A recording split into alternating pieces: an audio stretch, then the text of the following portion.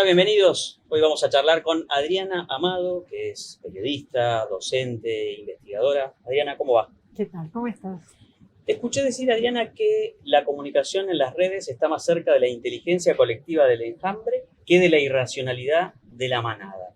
Cuando todo el mundo pareciera insistir sobre lo otro, ¿no? Sobre la intoxicación que produce, la falsedad, la mentira que hay en las redes, el odio. Mira, hay dos fenómenos que hay que tener en cuenta con eso. Primero, que el tema de la inteligencia colectiva es una evidencia científica. La mayor parte de los papers más recientes están mostrando que incluso la capacidad de corrección que tiene el grupo, la comunidad en cuanto a detectar una noticia falsa y corregirla rápidamente es superior a la que tiene el fact-checking profesional, porque tiene una flexibilidad y una avidez, porque esto se ha corregido que quizás lo otro, que tiene su procedimiento, sus protocolos, no logra. Pero además ocurre que tenemos que entender la emergencia de las redes en este contexto en donde periodismo y política, que tenían el manejo casi dominante de la comunicación durante más de un siglo, ven que están perdiendo el control. Entonces la primera reacción es esa horda de ignorantes que están, ¿no?, desafiándonos. Cuando te pones a averiguar, te das cuenta, primero, que la mayor parte de la desinformación viene de ese grupo. Por ejemplo, las últimas investigaciones acerca de lo que había pasado con el COVID confirman que las principales fuentes de desinformación eran los mismos organismos oficiales, los medios oficiales rusos, los chinos, eh, con lo cual, si además sumás que los medios y el periodismo latinoamericano fue un vector de difusión de esa, si no desinformación, información interesada que tuvo, por ejemplo, todo lo que tenía que ver con la venta de las vacunas chinas y rusas, te das cuenta que el foco del problema no está en aquello que suponemos, ¿no?, que dice la academia o que dice justamente aquellos que se sienten amenazados por este nuevo sistema de comunicación. Entonces, lo de la infodemia estaba mal. Era tal vez al revés. Era un diagnóstico presunto. Es un diagnóstico que hizo la OMS. Ni bien había empezado el tema de la pandemia, consideró que la desinformación iba a ser un problema, porque convengamos que en marzo del 2020 la incertidumbre había generado una discusión más allá de lo normal. Ahora, aún en ese pico, la información tóxica o incorrecta nunca superó la mitad.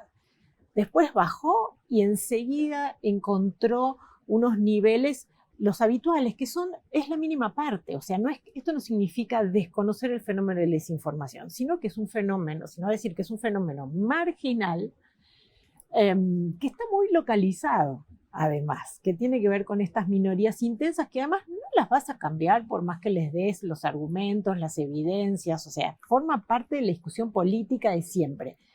Y forma parte, lo vemos, y la guerra de Ucrania lo hizo más patente, de los mecanismos de propaganda también habituales, que, habiéndose constatado en reiteradas oportunidades que la propaganda es incapaz de cambiar grandes masas, ¿no?, en lo que hace a sus actitudes y opiniones, sí es muy eficaz al generar sospecha, al generar dudas, al generar incertidumbre, que es lo que conocemos como el régimen de posverdad. Estos ciber de trolls, ¿existen o son una fantasía? O es el cuco, como nos asustaban cuando éramos chicos algunos en las provincias. Bueno, viste que también el cuco existe, fue operacional, te servía para que los chicos durmieran la siesta o comieran la sopa, pero no deja de ser una cuestión más mítica. O sea, existe, también está demostrado la influencia que tiene la ciberactividad coordinada por los centros de poder. Ahora, de nuevo, es responsabilidad de la política, no de grupos aislados o de la propia naturaleza de las redes sociales. en su mayoría siguen manteniendo la actividad saludable. Yo estaba siguiendo el caso de Cristiano Ronaldo, que es una persona que tiene casi 100 millones de seguidores en Twitter, que cualquiera de sus publicaciones tiene 250.000 de interacciones.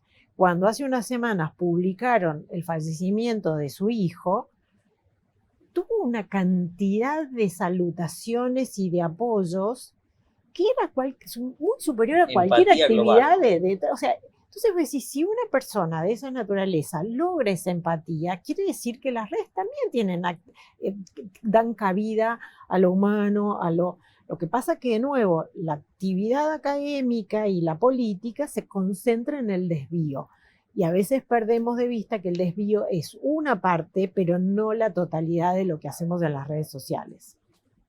Te planteo al revés la cuestión de los trolls. Cibermilitancia, la organización de los ciudadanos en torno a algún tema. A veces es la política, digamos, las distintas coaliciones o partidos o ideologías, pero muchas veces tiene que ver con otras temáticas completamente ajenas de la política, muchas veces abandonadas de la política. ¿Cuál es la situación en términos de cibermilitancia y ya planteado en términos positivos? La mayor transformación, a mí me gusta llamarlo mutación por esta idea de que es un cambio súbito y en principio imperceptible, ¿no? No es una revolución en donde derriba ostensiblemente el sistema anterior y cambia uno nuevo. Son como pequeños cambios en el sistema que un día nos damos cuenta que es una nueva cepa y que lo que conocíamos no funciona. Una de estas mutaciones es darle... tiene que ver con la escala. Vos de pronto podés conseguir una masa crítica con personas que están dispersas geográficamente. Entonces lo estamos viendo con los reclamos de género, los reclamos que tienen que ver con el medio ambiente, los reclamos que tienen que ver con el campo, no solamente en Argentina, en muchos lugares que eran comunidades que estaban aisladas, porque por definición el campo se trata de comunidades pequeñas que suelen estar alejadas de los centros de urbanos en donde circula o se produce la información, pero de pronto lo que han logrado es que gente dispersa encuentre una masa crítica, encuentre formas de movilización, encuentre nuevas formas de manifestar su aprobación o desaprobación de ciertos temas, y entonces empiezan a aparecer reclamos y temas y actores sociales que no es que no existían, no tenían espacio. Y acá aparece también la incomprensión de la élite ilustrada por estas nuevas formas de expresión que vos lo podés llamar. Hasta hace poco Macron era de derecha, cuando le aparece Marine Le Pen, ahora no, la otra es ultraderecha, pero de Marine Le Pen también hay gente más a la derecha, entonces es la ultraderecha. Entonces eso lo que nos muestra es la incapacidad que tiene los actores que venían contando la sociedad de explicar lo que apareció. Entonces, lo relatan primero como los invasores, como los ilegítimos, como las hordas irracionales, ¿no?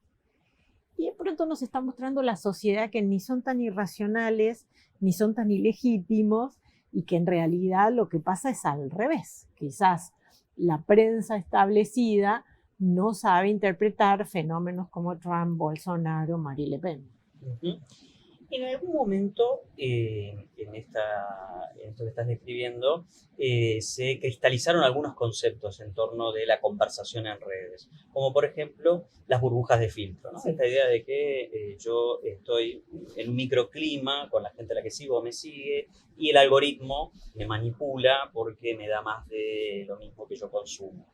Esas ideas, esas teorías, esos conceptos que un poco se volcaron en libros y se volcaron en currículas de formación universitaria. ¿Siguen vigentes? ¿Fueron vigentes? ¿Estuvieron acertadas alguna vez? El sesgo de confirmación es uno de los principios psicológicos del comportamiento de masas que viene desde que se empezó a estudiar los fenómenos de masa y de mediatización.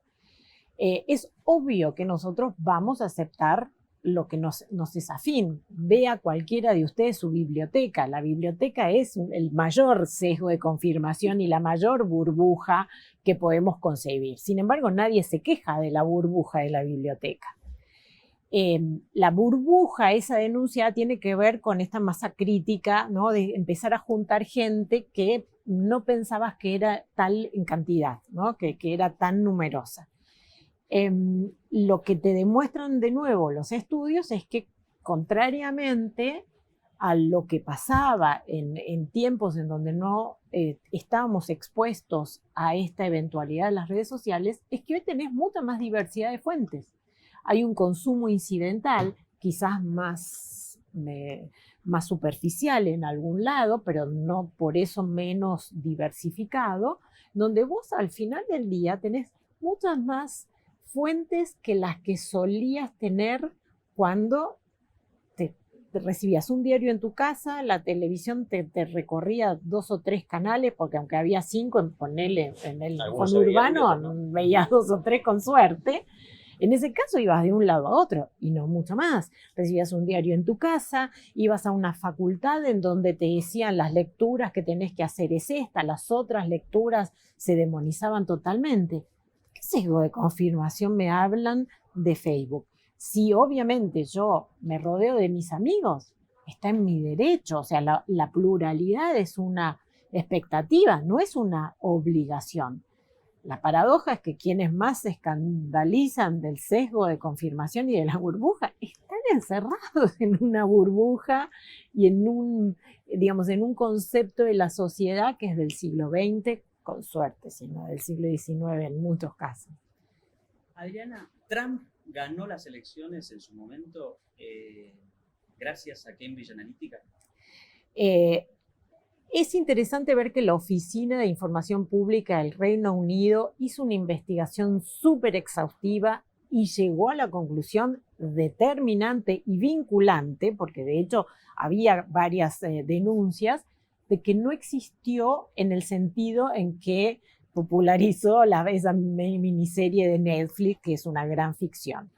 Cambridge Analytica existió, pero fue más que nada una consultora para desviar dinero de la publicidad en un sistema como el inglés, que es muy estricto en cuanto al dinero que puedes gastar. Ahora, nunca nadie demostró que ese dinero que se malversó por Cambridge Analytica hubiera generado cambios de comportamiento. Pasó con Trump, que creían que había ganado, pero después, sin Cambridge Analytica, perdió la elección, pero sacó más votos que en la anterior. Es decir, lo que pasó también, y eso también se estudió a posteriori, es que Trump justamente ganó donde no había información, en donde había lo que alguien llamó desiertos informativos, o estábamos hablando de localidades con muy poca conectividad, con muy poco cambio informativo. Entonces, acá lo que nos estaba diciendo Trump era, se terminó el ascendente del medio como indicador de hacia dónde va una elección. Después lo pasó con el Brexit, después pasó con Bolsonaro y en el medio pasó con el plebiscito de Colombia. Es decir, todos procesos en donde lo que recomendaban los medios resultó en el comportamiento contrario.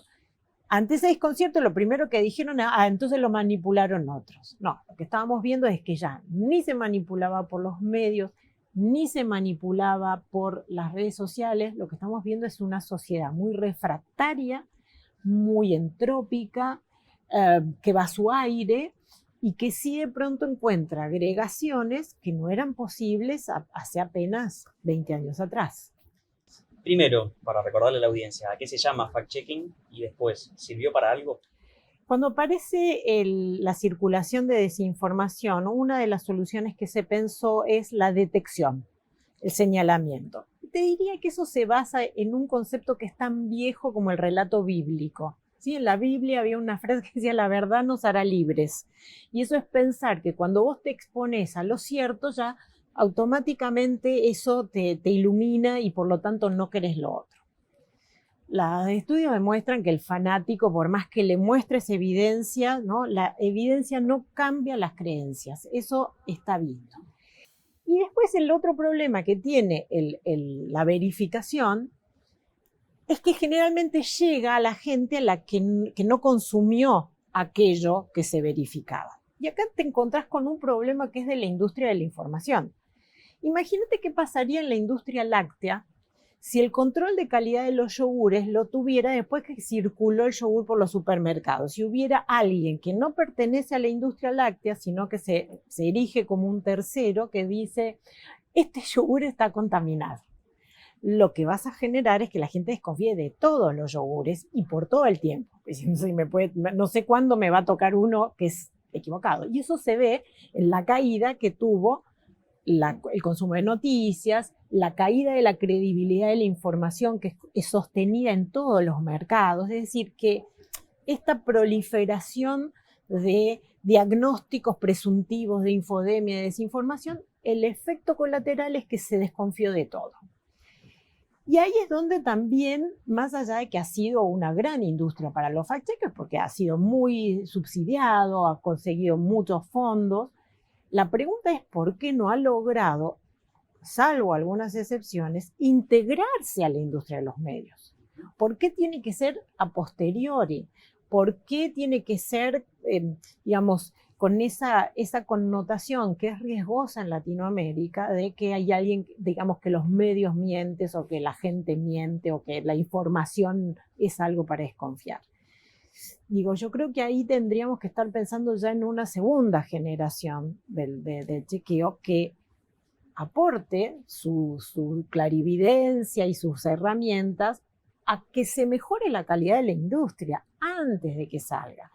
Porque si no se parece mucho a ese discurso que uno tiene en estos líderes autocráticos de que todo es error, de que todos mienten excepto su versión. O sea, ahí es donde es difícil delimitar, ¿no?, qué aporta uno y qué aporta otro. Entonces, también es un llamado a atención para mucho periodismo, ¿no?, digamos, ¿qué hizo durante todo este tiempo con esos aprendizajes? ¿Los incorporó o sigue esperando? Yo la tiro, después si la detectan y que se arreglen.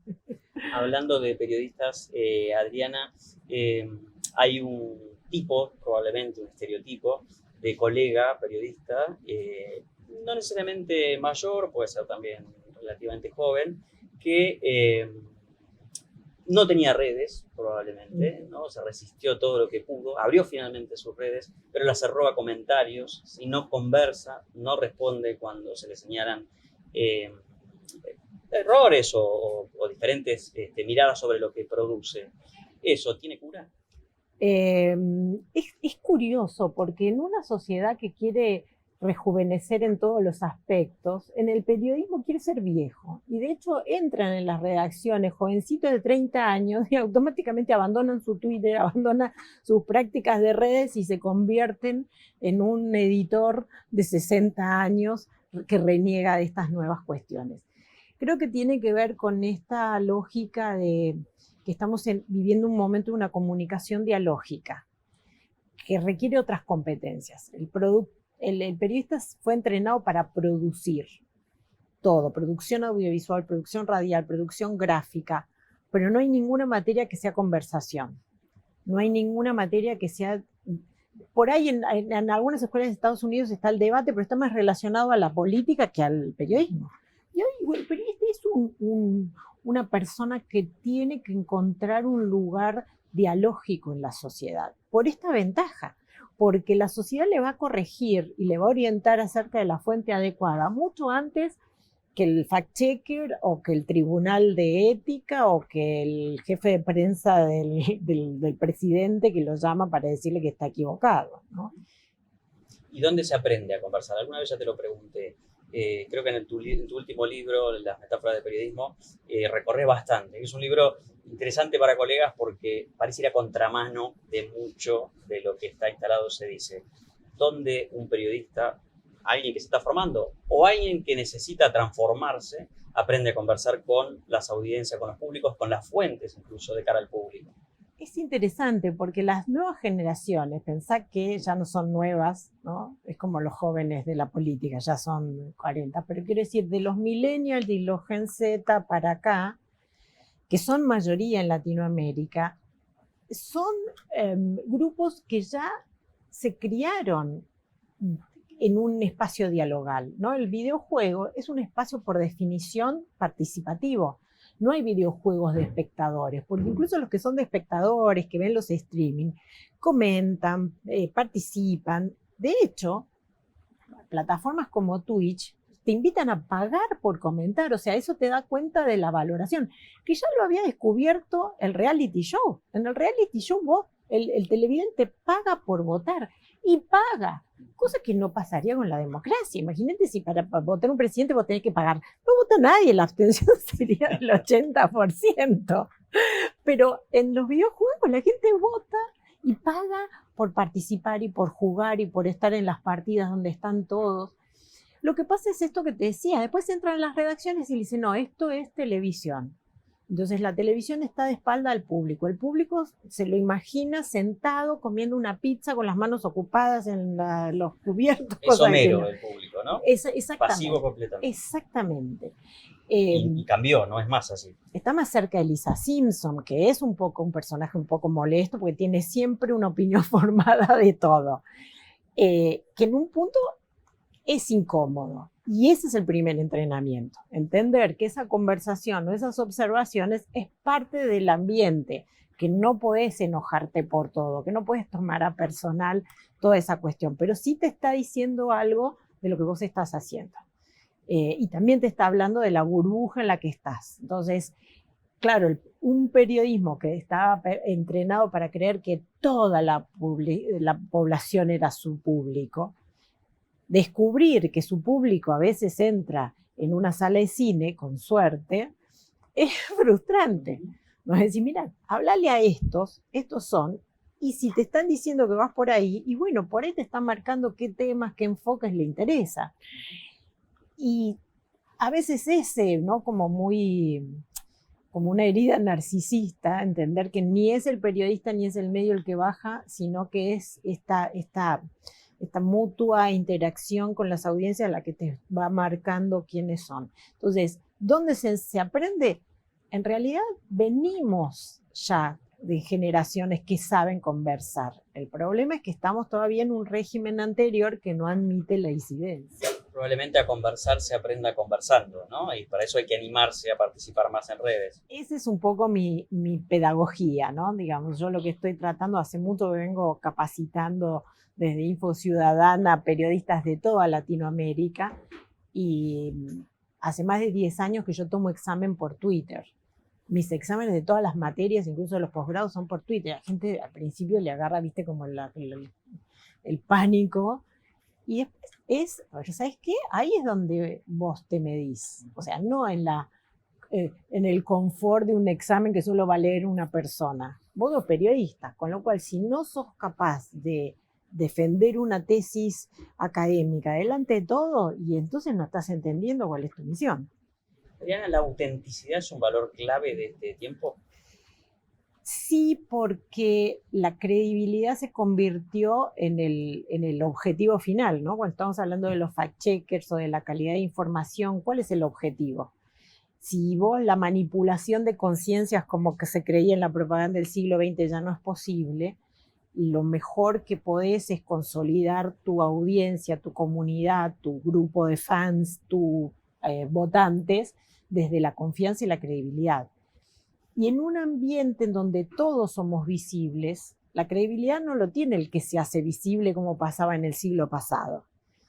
La credibilidad la tiene el que puede ser coherente entre lo que es y lo que muestra, sabiendo que no solamente es lo que mostramos, sino las fotos que nos están tomando acá terceros, que en algún momento publicarán sin que yo sepa, y en la medida en que esté coherente con lo que yo publico, por otro lado, yo seré más creíble.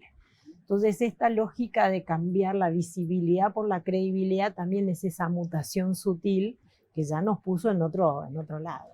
Y esa es la virtud de estos nuevos personajes masivos, no sé, del tipo Ibai, Llanos, es esa mostrarse de golpe como son. De hecho lo dice, ¿no? Totalmente. Y de hecho no hacen nada.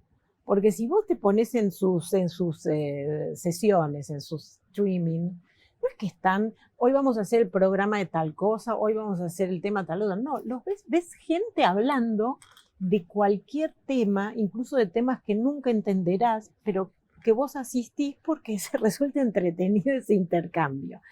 Y eso te da como una base de confianza y de espontaneidad del que debería aprender mucho el periodismo, que es súper acartonado y súper, ¿no? Viste que también otra de las cosas que decían, no, porque en Instagram todo el mundo es falso. Ustedes no entraron en un estudio de televisión que estamos todos pintados como puerta, con ropa prestada, con unas luces que no tenés en la vida normal. Eso, la televisión era la mentira. Adriana, muchas gracias. Un placer. Hablábamos con Adriana Amado, periodista, investigadora, docente, y nosotros nos vemos la próxima. Muchas gracias.